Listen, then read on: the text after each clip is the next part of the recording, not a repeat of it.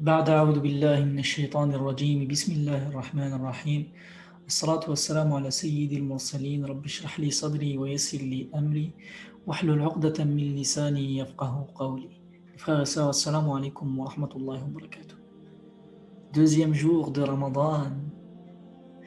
Vous avez goûté à la hria ou à la shorba, les petits boureks, les petites briques, le pain maison, et va les boissons à volonté, le petit dessert à la fin, et une petite salade de fruits.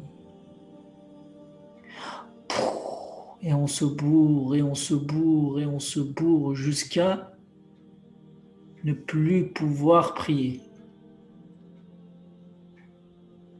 Et si l'homme se penche en avant pour le recours, pour l'inclinaison de la prière, il ne pourrait même pas faire un angle droit tellement son ventre est gonflé. Allahu Akbar. Vous savez, Juan, que l'islam a bon nombre d'enseignements.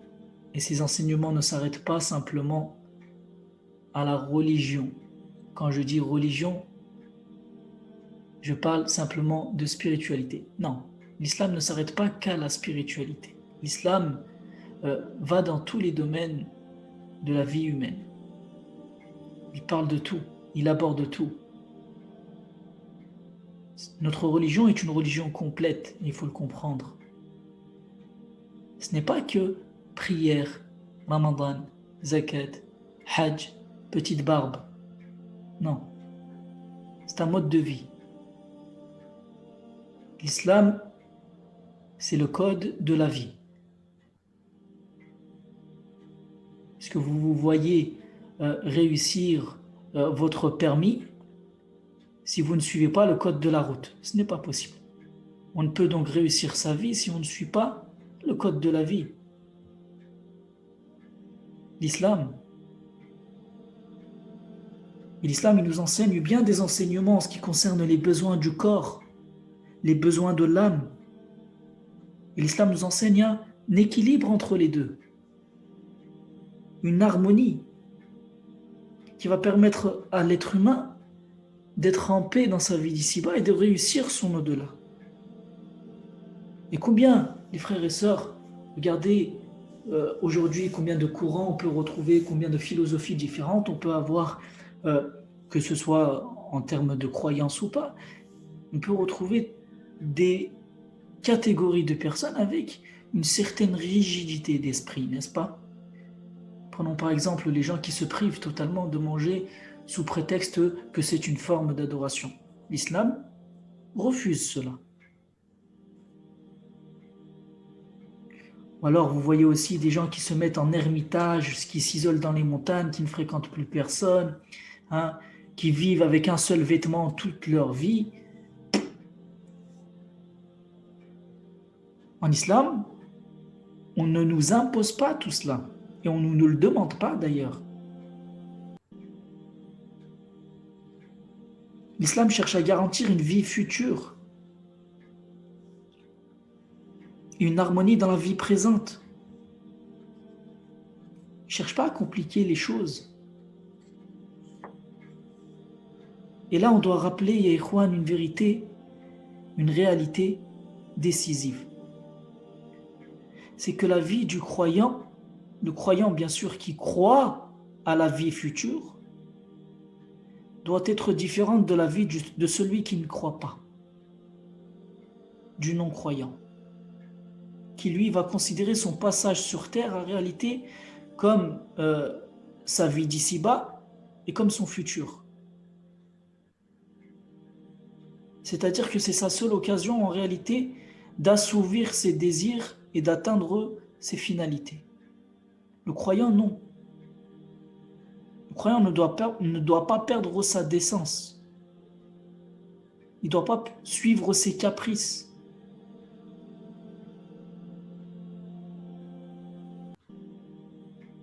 Le croyant, il doit répartir ses espoirs et ses désirs entre sa vie d'ici-bas et son retour à Allah subhanahu wa ta'ala. Le croyant, il cherche le bien en lui-même pour son présent et pour son futur. Allah Azza wa Jal ne nous dit-il pas souvenez-vous de Dieu en accomplissant vos rites, comme vous vous souvenez de vos ancêtres ou d'un souvenir encore plus vif. Certains hommes disent notre Seigneur, accorde-nous les biens de ce monde, mais ils n'auront aucune part dans la vie future. Et certains hommes disent notre Seigneur, accorde-nous des biens en ce monde et des biens dans la vie future. Préserve-nous du châtiment du feu. Voilà ceux qui posséderont une partie de ce qu'ils ont acquis. Surat al-Baqarah, Surat 2, versets 200 à 202. Regardez la différence entre ceux qui ne croient pas et ceux qui croient. Ceux qui croient, effectivement, ils ne pensent pas simplement à la vie d'ici-bas.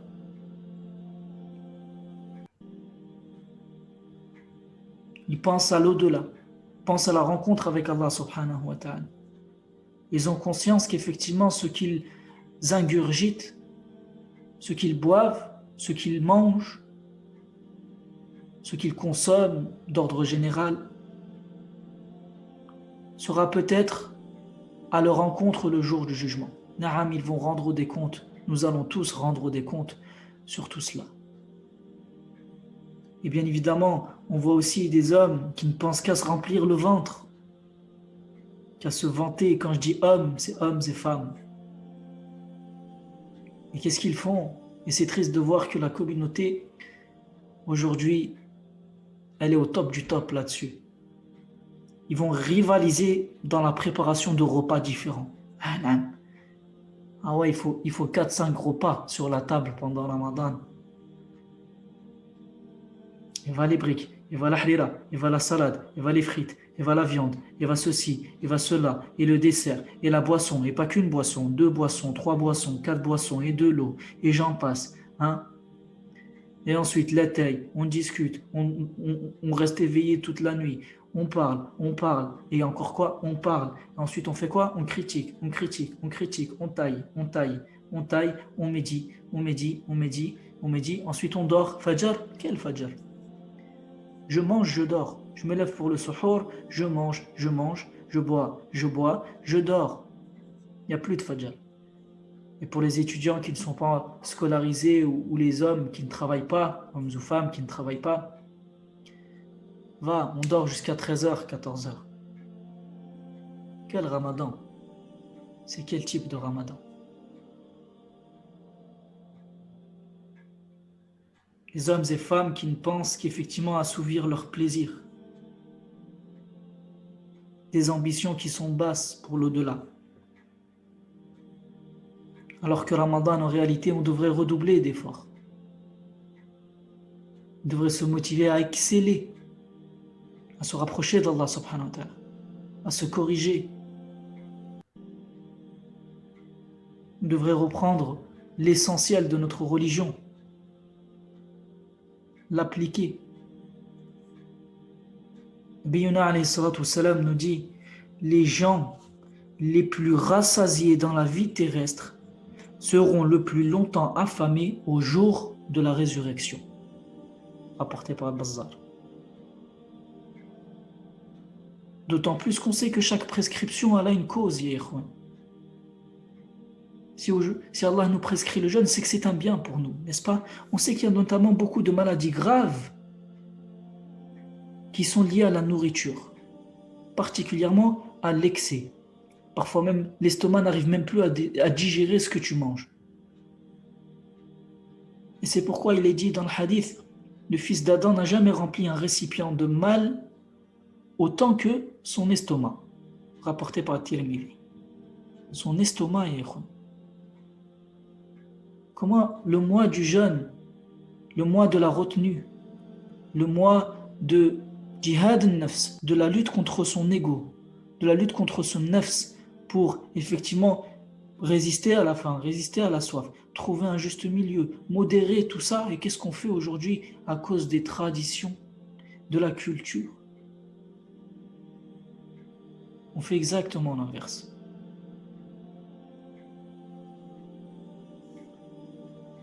L'être humain, il ne peut alléger son estomac que si effectivement il se restreint un petit peu. Et ce, dans un but précis.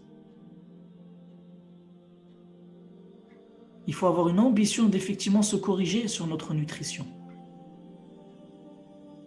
Il faut avoir l'ambition et la volonté de contrôler ses plaisirs, ses passions, ses désirs et de ne pas se laisser aller aux caprices et à des débauches gratuites. Un jour, et on va terminer là-dessus, le prophète alayhi salatu wassalam, a invité un mécréant, quelqu'un qui ne croit pas. Regardez comment le prophète alayhi salatu wassalam se comporte avec le non-croyant. Il a demandé à se contrer pour lui une chèvre. Il l'a invité à boire du lait de cette chèvre. Ensuite, il a ordonné, sallallahu alayhi wa sallam, contrer une deuxième chèvre à cet homme-là. Et lui, il a encore bu du lait de cette chèvre. Et cette fois, c'est-à-dire qu'il a bu le lait de 7 chèvres. Et le lendemain, cet homme s'est converti à l'islam. Il est devenu croyant. Et le prophète alayhi salatu wassalam ordonna encore une fois contrer pour lui une chèvre. Et cet homme-là but le lait de cette chèvre. Mais vous savez quoi? Il n'a même pas pu finir le lait de la deuxième chèvre. Pouah, qu'est-ce qui s'est passé entre-temps? Juste hier, il a bu le lait de cette chèvre, ça n'a pas le dérangé, il était très bien. Aujourd'hui, il n'arrive même pas à finir le deuxième récipient. Le lait de la deuxième chèvre, il n'arrive même pas à le finir. Les compagnons, ils étaient étonnés, mais qu'est-ce qui s'est passé? Pourquoi est-ce qu'il a changé comme ça? Mais regardez comment les gens à l'époque, lorsqu'effectivement ils embrassaient l'islam, ils adhéraient avec le cœur. Pour la plupart, pas tous certes, mais pour ceux qui adhéraient avec le cœur, qui étaient sincères, il y avait du changement chez eux. Et le prophète alayhi salatu wassalam a dit à ce moment-là, écoutez bien, le croyant boit avec un seul intestin, alors que le mécréant boit avec 7 intestins, rapporté par Muslim. Pour vous dire qu'effectivement, le croyant, il devrait être dans une certaine modération, tout en gardant sa décence. Il doit chercher ce juste milieu dans sa consommation. Il est triste de voir qu'aujourd'hui la communauté a oublié l'essence de Ramadan. Et Ikhwan, hafidhakumullah, ne faisons pas comme chaque année. Ne faisons pas comme chaque année. Faisons de ce Ramadan-là un Ramadan différent. Un Ramadan complet, réel. Imagine que le prophète alayhi salatu wassalam est à ta table. Qu'est-ce qu'il en dirait? Lui qui est si modeste, si humble, qui a toujours vécu modestement.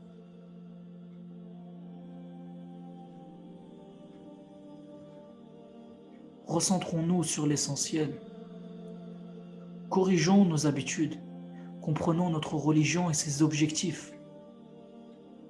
Est-ce qu'on adhère sincèrement à l'islam? Ou est-ce que simplement on est musulman, consommateur, traditionnaliste et musulman social simplement, en oubliant l'essence même des prescriptions divines. هذا ما أعلم والله أعلى وأعلم اللهم صل وسلم وبارك وأنعم على حبيبنا محمد سبحانك اللهم وبحمدك نشهد أن لا إله إلا أنت نستغفرك ونتوب إليك سبحان ربك رب العزة عما يصفون وسلام على المرسلين والحمد لله رب العالمين. Je vous dis donc à demain pour une autre vidéo, Inch'Allah.